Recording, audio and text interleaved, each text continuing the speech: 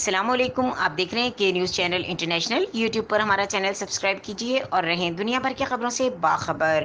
رخ کریں گے رینالہ خورد کا۔ رینالہ خورد پنجاب کو سرسبز و شاداب بنانے کے لیے تحصیل رینالہ میں شجر کاری مہم کا آغاز کر دیا گیا۔ تحصیلدار آفس اور زرعی یونیورسٹی فیصل آباد دیپال پور اکاڑا سب کیمپس میں پودے لگائے گئے۔ مزید جانیے ہمارے نمائندے عمران خوشی کی اس رپورٹ میں۔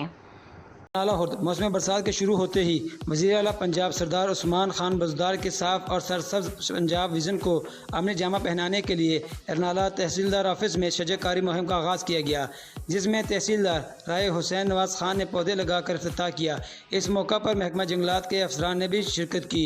تحصیلدار رائے حسین نواز خان کا کہنا تھا کہ زندہ قومیں اپنی نسلوں کو سرسبز و شاداب ماحول مہیا کرنے کے لیے جنگلات میں ہر سال اضافہ کرتی ہیں۔ ماحولیات کے تحفظ کے لیے شجر کاری انتہائی اہم ہے۔ اس حوالے سے پاکستان کے اقدامات کو عالمی سطح پر سراہا جا رہا ہے۔